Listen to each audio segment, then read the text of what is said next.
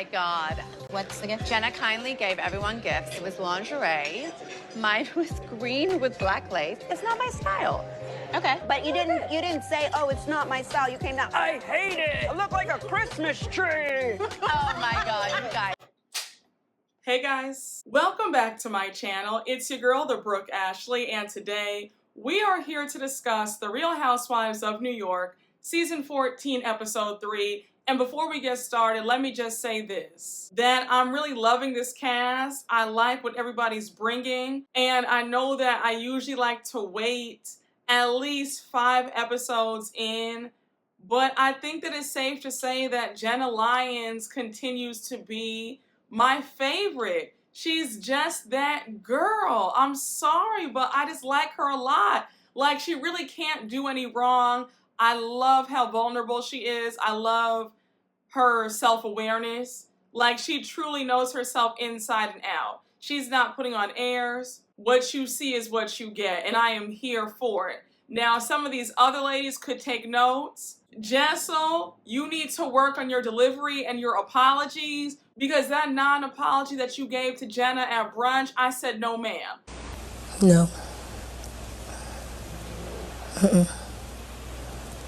But this was a great episode. I have a lot to say. So without further ado, let's just jump right on into it, because you guys already know that we don't have a minute to spare. So we open up the episode with it being day 2 of all the ladies at Erin's house in Sag Harbor. So they're all getting ready for the day. Now, mind you, the heat went out in the guest rooms upstairs, so it's freezing. We see Jessel waking up and she's complaining already. She walks into Erin's room. She's like, hey girl, you know it's cold as hell in your house. I'm like, Jessel, one thing that I was taught, if you are staying at somebody's home, you cannot complain about what they do or don't have. That is a no-no. And while you have a valid reason to complain about her house being cold, that was very rude of you to say, girl, it's just so cold in here. I felt like I was in a cryo chamber. Like, oh my gosh, it's just so cold. If you're that unhappy, then pack your bags and take yourself to a hotel. The Topping Rose Hotel is right there in Southampton, a cute 15-20 minutes away. Go there if you're so miserable at Erin's house. If you're really that uncomfortable, there's a way to say everything. All you had to say was, hey girl, I get cold easily. By any chance, would you mind turning up the heat on the thermostat? I'd appreciate that. That way, you get your needs met, you don't offend your host, and everybody's all good. But for you to walk into somebody's room talking about, oh girl, it's just so cold, it's freezing, it was so uncomfortable, like, you don't do that. And I don't want to get on you so harshly, but you're too grown not to know better. And again, for you to be so high up in fashion,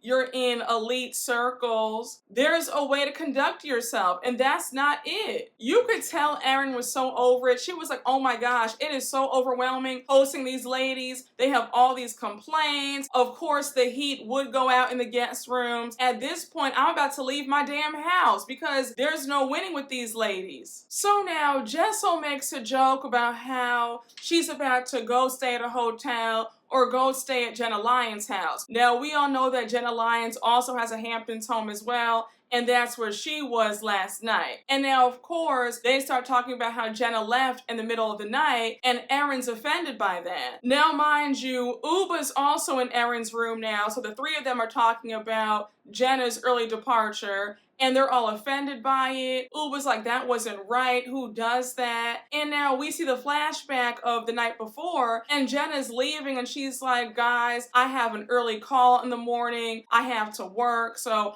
I don't want to disturb you guys. I'm gonna go home. I'll see you guys tomorrow morning. So now we see Uba saying that she's really upset by that. She's really annoyed because the agreement was they were all supposed to stay at Erin's house. So now Jessel interjects and she's like, well, I understand because Jenna's home is on the water and yours isn't. So Erin's like, are you serious right now, Jessel? Like, what did you just say? So you're saying that my house isn't good enough? Is that what it is? And Jessel's like, no, I'm not saying that. All I'm saying is that I get it. She wants to be in her own bed and she wants to look out and see the ocean views. Now, Jessel, another strike because, girl, how dare you? And if I were Erin, I would have said, okay, well, that might be so. But sis, where's your Hamptons home? I'll wait. And Jessel, I don't think that you mean any harm, but you do need to work on your delivery because that was rude. Let me just break something down for you quickly. For all my subscribers who have been rocking with me for a minute, you know that I'm from New York. I have history in the Hamptons. I go every summer. I have family with gorgeous homes out there in Southampton, Bridgehampton. My parents used to rent a house in Sag Harbor when we were younger.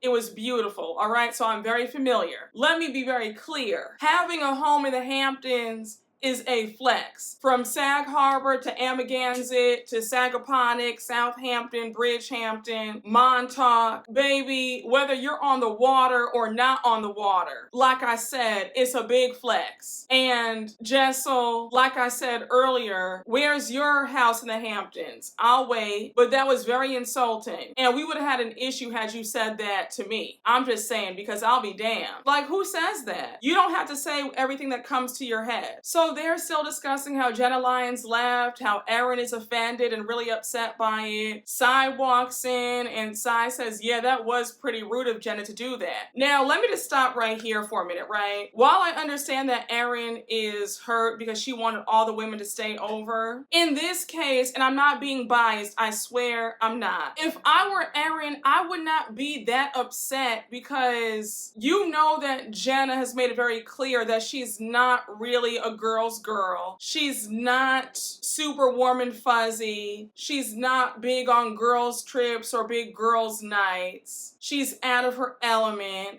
She's a bit awkward in these settings. And she also has her own home in the Hamptons. I sort of understood it like, girl, I'm 20 minutes away from you. I don't need to stay at your home. I have my own Hamptons house to stay at. So again, I wouldn't really be that upset if somebody left to go back to their own home, because it's like, girl, I get it. The other women, I understand it because they don't have homes out east, but Jenna does, and she wants to be in her own home, in her own bed. Like, again, I don't understand why Erin is just that upset. Also, Erin, on the original New York cast, Ramona, Luann, and a few of the other women all had Hamptons homes, and when they would get together, they would all go back to their own homes at the end of the night and then meet up for lunch or brunch or dinner. There wasn't this thing about they all spent the night at one person's Hamptons home because they all had their own homes. So again, you're doing a bit too much. Talk about, oh, that's just so rude. Like, girl, you'll be okay. And I don't want to hear Jessel or Sai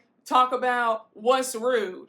What's rude is you talking about how much you can't stand that lingerie, how ugly it is, in front of the person who bought it for you as a gift. And Sai, it was rude of you to show up to Erin's house with 8 pieces of luggage and toilet paper as your hostess gift. So miss me with all this stuff about, oh, well, that's just so rude. That wasn't polite at all, because baby, your manners are lacking too. And now we see Jessel complaining about how she can't connect to the Wi-Fi. And they're all like, girl, you just complain so much. Like, are you ever satisfied? Are you ever happy? My God. So now all the ladies are in the kitchen. Erin's complaining about how she doesn't want to make the Shakshuka now because the trainer's coming, and Jenna was complaining about she doesn't want to eat any breakfast before working out. So they're all like, she did all that complaining and she's not even here. Now, as they're talking about that, Jenna pulls up in her vintage Mercedes. She comes in greeting them with coffees, and Erin's saying, I'm already annoyed. I'm already upset. I was like, Erin, she only left for like 10, 12 hours. Is it really that big of a deal? She was at your house all day. She decided to go home around 10:30, 11 o'clock at night. You're this upset? Like, girl, it's really not that deep. So they're kind of cold to Jenna when she walks in the kitchen. They're like, hey, girl, well, how are you? How was your night? And she's like, oh, I didn't really sleep that well. There was a storm. And Erin's like, oh, well, that's funny. There wasn't a storm here in Sag Harbor. We all slept just fine. I was like, baby, the passive aggressive undertones. Like, y'all are really this pressed that she wanted to be in her own home to go to sleep. So now Jen is asking how late did they stay up? Erin's like, oh, we weren't up that late. We went to bed around midnight. So now Uba's like, yeah, Jenna, you killed the party when you left. So Jenna's like, girl, what? I killed the party? How did I do that? I left because I wanted to get a good night's sleep. I had an early call in the morning at 6:30 a.m. and I didn't want to be a buzzkill. It was no shade to any of y'all. I just wanted to make sure that I got some sleep. So Uba's going on and on about how it's not fair that Jenna left and Jenna got the best room in the house. And Sai's like, yeah, I'm sleeping in one of the children's rooms with a crib in it. And I'm like, Sai, it's a beautiful room nonetheless. You guys are all acting like assholes in some capacity, if I'm being honest. So Jenna says, look, let's back it up for a second because I'll be damned if you guys jump on me. You guys were partying, that was fine. Like I said, I was upstairs. The music was coming right up on top of my bed. I was tired. I wanted a good night's sleep. I had to work in the morning. I had this early ass call at 6:30 a.m. I needed to rest. So I decided to take my behind back to my house because I didn't want to disturb you. I didn't want to interrupt anything, and I needed a good night's rest. That's it, that's all. It's not that deep. So you have Sai being sarcastic. She's like, okay, grandma, I guess. Jenna's acting like she's in a senior citizen home, acts like a geriatric. Like, oh my gosh, girl, just stop it. It's only 10 o'clock. Again, I don't know why y'all are that offended by the fact that Jenna decides to leave so that she could get a good night's sleep and prepare for her call at 6:30 a.m. It's really not that big of a deal. It wasn't like she was rude, talking about, oh, F y'all, you guys have this music blasting. No, she said, you know what? I don't want to disturb you guys. I don't want to be a buzzkill, so let me just remove myself so that I can get some sleep and everybody wins. I think that Jenna was really gracious about it. I don't know why they're just that upset. And like I said earlier, it's not like Jenna is portraying herself to be this party girl who wants to be up at all hours of the night. No, she's making it clear, like, look, I want my sleep. I don't do that well with a whole bunch of girls around me. I prefer one-on-ones instead. Girls trips overwhelm me. I'm not used to this. I'm out of my element. Like, she's being very real. So I don't know why you guys are expecting something else from her when she's letting you guys know off rip, like, look, this is who I am. I'm a bit awkward at times. And it is what it is. And you know me, I hate when the housewives drag arguments out. They kept going. Jenna was like, look, it's not like I didn't want to be around you guys. I just had to wake up early for this call. That's all it is. And I said, Jenna, if I were you, I would have walked away because I'm not going to go back and forth with you guys. You can be mad, but I said what I said. I did what I did. And I don't know where to go from here. But to sit up here and still grill me about the same thing, either you're going to get over it and move on, or we're going to be at a standstill because I'm not going to sit up here and apologize for doing what's best for me. And grown women who come to other people's homes empty-handed could never read me about anything, especially when it comes to manners and being polite. That's a joke. So now we see everybody changing into their workout gear, and Erin's trainer David arrives. Now, David seemed really cool, really sweet.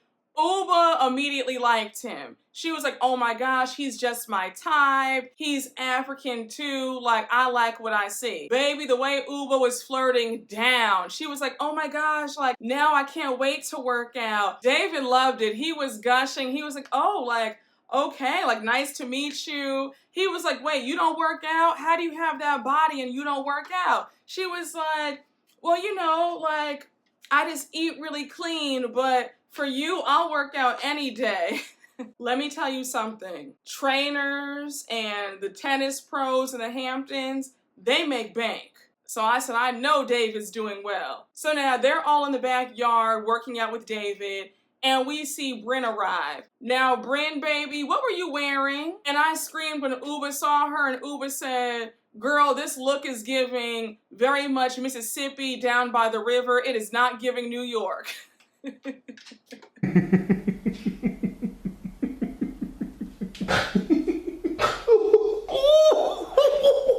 But I was like, New York in October, yes, it's chilly, but it's not that cold where you need a fur coat on and a sweatshirt underneath. I was getting hot just looking at her. But we know that Brynn likes to be center of attention, and she loves it to be all eyes on her. Now, a quick side note. Did anybody notice when Brynn first got to Erin's house, she made a very interesting comment, and she said, oh, we're in a very interesting part of the Hamptons. I mean, Southampton is where it's at, but this is pretty cool too.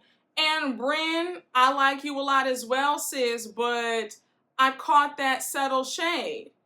And I said, let me get you together quickly, girl, because what we won't do is sit up here and shade Sag Harbor. Sag Harbor is that girl.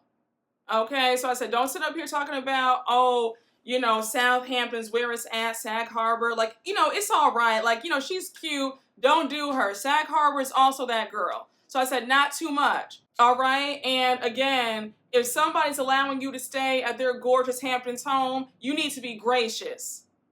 And if you don't have a Hamptons home, I keep it on mute.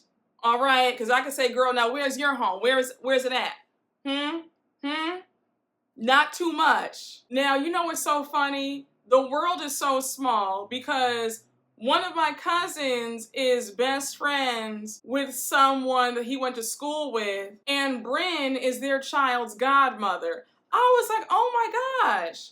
How funny is that? But I just thought I would share that. But anyhow, I digress. So Brynn joins them in the backyard, and of course, instead of working out with the rest of the women, she's flirting with David. They're all like, ooh, but you better get your man because Brynn's about to take him away. Oh, that's good. Do you want to do planks? No, I want to do you. Oh. Jenna had me screaming. She said the way Brynn flirts with everybody, I mean, the doctor probably wanted to date her when she came out the womb because she was probably flirting with him. I was like, oh my gosh, that was too funny. But yeah, Brynn is very flirtatious, very, just, you know, she's very charming, very engaging. But with Brynn is one of those people where she has to be the center of attention at all times. And don't get me wrong, flirting is fun, it's sexy, but you could tell that she was really laying it on thick when she saw that Uba and David were flirting. And I was like, okay, girl, just, you know, go to the side, let them flirt and have some fun, and you just join the workout like everybody else. So now they're finished with the workout. So Jenna says, once again, Erin, I had every intention of staying at your house, but the music was blasting. I didn't want to be a buzzkill. I was actually in the bed. My face was washed. I had every intention of going to sleep, but I couldn't sleep. So I went back to my house. But again, I was not trying to offend you or anybody else. And for that, I apologize. So now Erin accepts her apology. They hug it out. And I said, well, thank God, because this whole argument, I'm so over it. Like, it really isn't that deep for you guys to still be talking about it hours and hours later. It happened, apologize, let's move on. I thought it was interesting when Erin said that they need to accept the fact that Jenna's different. And I said, well, if that's the case, Erin, then why don't you accept the fact that Jenna doesn't like girls' nights and she does not want to stay at your house. She'd rather be at her house going to sleep in her own bed. Like, I don't get it. If you're so open to her being different and a bit eccentric and a bit awkward, then why are you so angry at the fact that she chose to leave in the middle of the night to go back to her place? And again, I loved how Jenna was real. She said, look, I'm out of my element here. I don't do well in these types of settings. And also, I'm not used to being on other people's time schedules. And I said, girl, I know that's right. She's used to being the boss and running the show and not having to worry about other people's schedules. I get it. So now we see Erin telling them that they need to get ready for brunch. And as everybody's in their rooms, Uba and Brynn are still in the kitchen. So Uba's like, oh girl, let me tell you the tea that happened last night. So she tells Brynn how Jenna left the house in the middle of the night. And Brynn's like, oh, really? Well, that's very interesting because I got my ass handed to me when I chose a restaurant over people. But Jenna Lyons can leave in the middle of the night to go back to her house. And now her and Erin are the best of friends. It's a complete double standard. Now, I just said, Brynn, you're doing a bit much. Because let's be very clear. You lied. You told Erin that you were too tired to go out and then she sees you on Instagram an hour later at Casa Cipriani. There's a difference. Jenna was up front. She said, hey girl, you have the music blasting down here. I'm trying to sleep up here, so let me go back to my home 20 minutes away. She was very honest and forthright about why she wanted to leave. And also, Brynn, it felt like you wanted a moment. And I'm being honest, it really did. Because you cannot tell me that you're just this upset at the fact that Jenna left and now her and Aaron are cool again. Now it's time for brunch. Everybody looks really good. The outfits were definitely on point. And they all head to the restaurant. Now the restaurant that they were at was Page at 63 Main. And when I tell you, they have some delicious food. That is a great place to go and eat if you're in Sag Harbor. Chef's kiss, okay? My mouth was watering just watching them there. Now they're all at the table ordering drinks. And of course you have Sai being obnoxious. She's like, oh my gosh, I'm just so hungry. I'm just so glad that we're finally eating because I was about to, chew my hand off. I'm just so hungry. We haven't eaten all weekend. Aaron hasn't fed us all weekend. I'm like, girl, can you just stop? If you were that hungry this morning, then why didn't you order some food? You have Uber Eats and DoorDash on your phone, don't you? The restaurants in the Hamptons all deliver. So order some breakfast then if you were that hungry. That's what I would have done. But Aaron, I have to quickly get you together, and it's no shade. But when you are hosting anybody, whether it's one person or 5 people, you do need to have some food at all times. I don't care if you had a trainer coming at 7 a.m., 8 a.m., 9 a.m., 10 a.m., there should have been a full breakfast. Some bagels, lox, fruit, some freshly squeezed orange juice, lemonade, mimosas, bellinis. Like, there should have been a full spread for them after that workout. I'm just saying. But I just say, yeah, I'm just tired of the complaining all around from everybody. So we see Brynn asking Uba if she was flirting with David. And Uba says, of course I was. He's my exact type. He's everything I like in a man. He's hot, he's gorgeous, nice smile, nice teeth. He's African, like, of course. So now she's asking Brynn if David is single, and Brynn's like, yeah, I'm pretty sure he is. So now Brynn's giving dating advice. She's like, here's a tip from me to you. Definitely take pictures of yourself naked, and then when you're out at a party, you see a cute guy that you want to talk to, stand right next to him, open up your phone, and scroll through your news, and then when he turns around and sees them, he'll talk to you. So they're all like, girl, what? So Uba's like, that's a bad idea because if anybody is looking at my pictures like that, then they're obviously a pervert. Brynn's dating advice is definitely interesting. But I was screaming because Uba was like, I mean, I see why Brynn's been engaged 3 times. So Uba says that her main way of flirting with men, when she's out and about, especially when she's traveling, she'll be at the airport asking for directions. She'll be like, oh my gosh, do you know where gate D is? I'm just so lost. So they're all laughing about that. And then Jenna points out the differences between flirting with a man versus flirting with a woman. She's like, when it comes to men and women relationships, there's so many mind games. When it comes to flirting with a woman, you can be honest and direct. Like, it's not all of these games. When I tell you, Jenna does not let us forget the fact that she used to like men back in the day, and now she is so over it. She's like, honey, I have seen the light. And I scream each and every time because Jenna is like, yeah, I'm just so happy that I'm not a part of that world anymore because trying to operate under what men want, it is tiring. And I was like, well, Jenna girl, just pray for the rest of us. Now, at this point, they're all enjoying themselves. Everybody's having a good time. But now we see Uba, Sai, Jenna, and Aaron go off to use the restroom. So it's just Brynn and Jessel at the table, and Brynn is complaining to Jessel about how it's a double standard, that Aaron and Jenna are really cool and they're just best friends again after Jenna just left abruptly in the middle of the night. So she's like, if that were me, I'd have my ass handed to me. She would throw all my luggage out in the street. Like, can you imagine if I had done something like that? She threw a fit over me not wanting to go to Catch the other night, but she lets Jenna slide. Again, Brynn, it's not that deep for you to be this upset.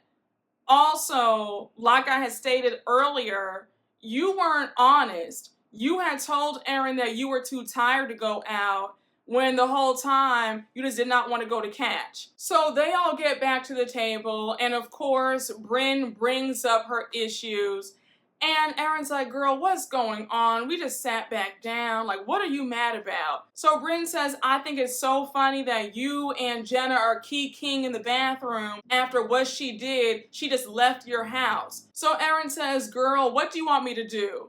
Maybe I like Jenna a little bit more than I like you. Now, when Aaron said that, I think that she really meant that. I don't think that she was joking.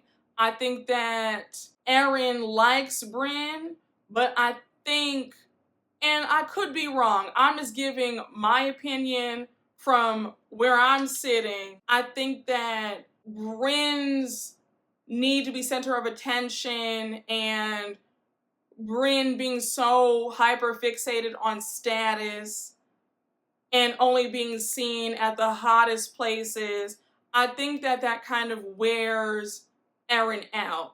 Whereas she appreciates Jenna being calm and zen. I think she really appreciates Jenna's authenticity. And I'm not saying that Brynn is fake, but what I am saying is that Brynn definitely puts on a show, whereas Jenna doesn't do all that. So I think that Aaron likes it a bit more. Again, just my theory, my assessment, but when Aaron said, well, maybe I like her a little bit more, I said, yeah, I think that that's the case. I think that your patience is probably thin when you're around Brynn. So Jenna laughs it off. She's like, she got over it because I'm cute. And now Brynn says, no, Jenna, she got over it because you're Jenna Lyons and you can offer her a lot more than I can. So Aaron is pissed because Brynn is insinuating that Aaron is a social climber and she's a respecter of persons. So Aaron's like, no, I'm not. I don't even roll like that. That's never who I am. I don't care about what somebody does or what somebody has. Like, Brynn, why would you say that? Now, I thought that that was very interesting of Brynn to say, because if I had to do an assessment of who's a social climber and who's obsessed with status, I would put Brynn really high up on that list. I think that Brynn definitely cares to be seen with the coolest people. She wants to be seen at the best establishments, whether it's a hotel, a restaurant. Think about the comment that she made earlier on in this episode when she said, oh, well, Southampton is really where it's at, but Sag Harbor is cool too. It's little stuff like that that makes me think that Brynn is the one who's a social climber and wants to align herself with who's the most powerful, the wealthiest, the most popular. You get what I'm saying? So it felt like it was a bit of projection when she said that about Aaron. And when Aaron clocked her and said, wait, I'm the one who cares about status when you're the one who won't even go to Catch? And I agree. I said, Brynn, you don't really have a leg to stand on because you're sitting up here talking about, oh, I want to be caught dead there because, honey, it's just D-list models who go there and that restaurant is so 2012. And I'm thinking, girl, baby, you are definitely concerned with status. Absolutely. So as Brynn is going on, making all these really silly analogies, Jessel jumps in and she says, look, at the end of the day, you just can't please everybody. So now they're like, Jessel, you're one to talk because you've been complaining the whole entire time. And so Jessel's like, no, all I said was that it was really cold in Aaron's house and about the Wi-Fi, that's it. So now they're like, no, because you were sitting up there talking badly about the lingerie that Jenna bought all of us.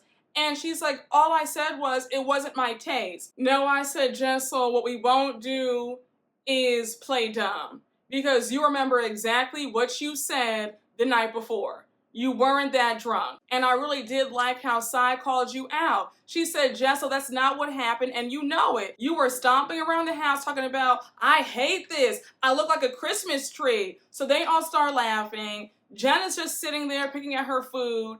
And Jenna's like, yeah, I didn't feel great hearing that. So you have Jessel saying, I'm just so surprised that the Jenna Lyons doesn't have the balls to come to me directly and tell me how she feels. Why are Sai and Erin ambushing me? I said, look, sis, at the end of the day, what you did was rude. Period, point blank, full stop. For you to make excuses talking about, oh, I expect Jenna Lyons to talk to me directly. Well, she didn't. Calling the lingerie ugly right in front of Jenna's face like that, that was so nasty of you. Just beyond rude and childish. Who acts like that? And I was so irritated how you refused to apologize. You were like, oh, well, maybe my delivery was kind of harsh and maybe the lingerie isn't my taste, but I didn't mean anything by it. And they were like, girl, put on your big girl panties and just say, I'm sorry. I'm sorry for being an asshole. And they kept giving her more and more chances to apologize to Jenna. And she was like, well, all I want to say is, thank you for the gift, Jenna, but it's not my taste and I will gladly exchange it for something else. And Jenna was looking at her like, girl, are you serious right now? You can't just apologize? That's just too hard for you? I was like, Jessel, going forward, you would not be receiving another gift out of me, ever. Because how dare you?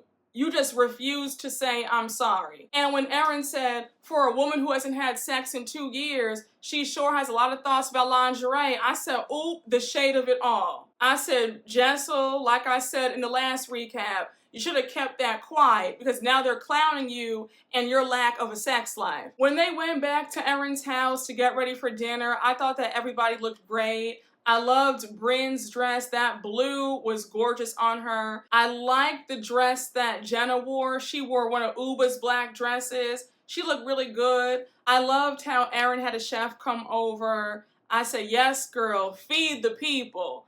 So they had some salmon and whitefish ceviche, sushi. Of course, my mouth was watering. I said, Erin, that's what I want to see. So as they're eating, they all play a game, 2 truths and a lie. So they're all going around the table. I think Erin starts it off by saying that she had sex in a senator's office. Then she said that she had sex with a Knicks player or at a Knicks game. Brynn interrupts saying, well, who hasn't had sex with a Knicks player? But the truth was she did have sex in a senator's office. So now it's Brynn's turn, and you know with Brynn, it's always going to be extra. So she says that she's reverse cowgirl on an athlete, a Saudi prince, and a U.S. governor. So they're all trying to find out the lie, and so we find out that the U.S. governor was actually true. So they're like, oh, of course it was. We know that Brynn likes to giddy up. Can I tell you something? Some of the women seemed like they were lying about their answers. I won't say who I felt was lying, but I feel like some people, when they play those never have I ever or like 2 truths and a lie and it's sexual, you'd be surprised how folks would have sit up there and lie, talk about, oh yeah, I've done this and that, and I did it on a roller coaster. Really? Like, I don't know. I just feel like some of the women weren't being honest. And again, maybe I'm just being cynical, but I feel like, really? I don't know. Like, I was reading body language, and there were several of the women where I felt like, you're just saying this to give us some shock value. Because I don't really believe that this happened. I don't know. Brynn, I believe all the way. Sai, yes. But there were quite a few where I feel like y'all aren't being honest. Y'all aren't. Like, I don't know why I feel that you just are not being truthful. Now, Uba's answers were boring. I think she said she once had sex on an airplane and in Central Park and then somewhere else. And then she wouldn't elaborate. And I was like, are you telling the truth, Uba? I don't know. I don't feel like some of these girls are that adventurous. That's why I feel like some girls aren't being truthful. But again, like I said, if they say that they did all this stuff everywhere, then I'ma believe them. So now it's Jenna's turn. Jenna says that she once had a partner who fell asleep on her during sex. And then she says that one time she fell asleep during sex. And we find out that it was an old boyfriend of hers. They were having sex and he just got tired and fell asleep. And she was mortified. I hope Jenna kicked him out the bed for that, because how dare you? Like, we could have waited and done this another time when you have energy. But to fall asleep, that is disrespectful. But now it's Jessel's turn, and she says that she once made out with a rapper. She once had sex in the Soho House elevator. They immediately clock that. They're like, girl, that's a bold-faced lie, because Soho House, they have cameras everywhere, and that elevator is way too small. Now, a friend of mine has a membership to Soho House.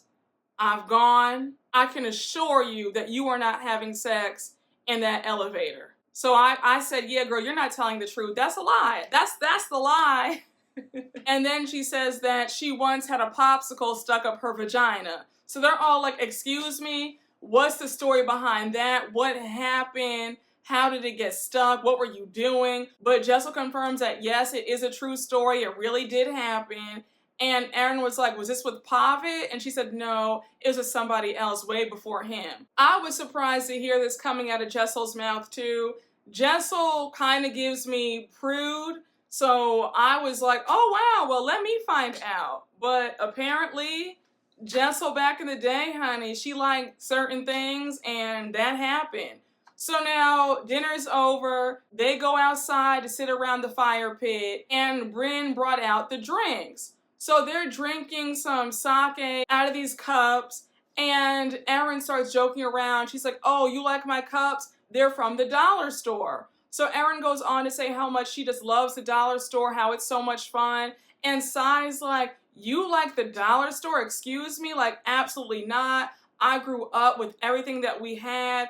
Being from the dollar store, like, it is not fun. She tells a story about how when she was little, one year for Christmas, her father bought a Christmas tree from the dollar store, and she's like, it was just so cheap, it was embarrassing because everybody else had a real Christmas tree, and here I am with a Christmas tree from the dollar store. It was super depressing, super sad, like I hated it. So we learned more about Sai and her upbringing. She says that she was born in LA, but she moved to New York when she was 2.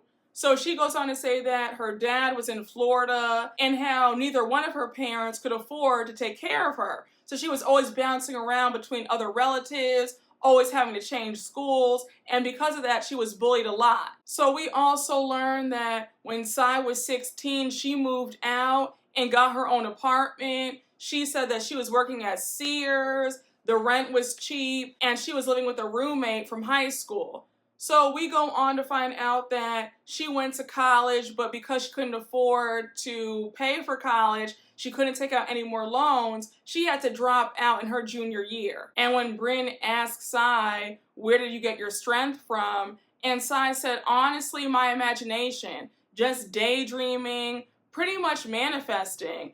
And not to sound preachy, but when I tell you that it is so true, you really do have to see things before they happen. And that's what faith is. It's seeing things that haven't happened yet. And when I look back on my life, I just see like starting off with a YouTube channel and not knowing what would happen, but believing that eventually one day I would get subscribers and one day I'd be getting the opportunities that I get now, and it's a blessing, but you really do have to see it before it happens. And not to get all choked up or emotional, but just hearing her say that, you know, just visualizing and manifestation, like it really is true. And no matter what anybody tells you, no matter how far-fetched or how far out your dreams seem to be, it's possible. It truly is. Like, all you need is just that belief in yourself and to just be consistent and keep going, no matter what you want to do. It all starts in your mind. And I think that people don't realize how powerful our minds truly are, because they really are. I definitely recommend vision boards, it really helps to just see your dreams and know that one day is going to happen. Like that someday is going to happen one day. Very inspiring. But not to get off the subject, I really enjoyed hearing Sai's story. It explains a lot about why she is the way she is now. And yeah, it was nice just to get another layer of her. So Brynn says that she really does relate to Sai because she grew up kind of similar, grew up with little money, and she was raised by her grandma, and when the weekly circulars would come in the mail, they would look at the living room set, imagining and visualizing what they would buy if they actually had the money. Now, I really do hope that in coming episodes, we do learn more about Brynn and her upbringing. I'm aware that Brynn is biracial. Her grandmother raised her, and I think that she's from Indiana, if I'm not mistaken. But I'm very curious to hear and learn more about her upbringing, her childhood, and just hear more of her backstory, how she landed here in New York. But again, when they were talking about the power of visualizing and your imagination, it really is true. Like, it really is. And I don't mean to sound all, out there, but you really do have to see it first before anybody else does. But now we see Erin asking Jenna if she's gonna stay the night, and Jenna says yes. So they're all cheering. They're like, oh yes, thank God. And that's where the episode ends. Y'all, I am loving this new cast. This was a good episode. The New York reboot is just what we needed, and I want the other cities to follow suit. But guys, I hope you all enjoyed my recap. Thank you all so much for watching, and you already know what to do. Please make sure to like, comment, and subscribe, and I will see you all later. Bye.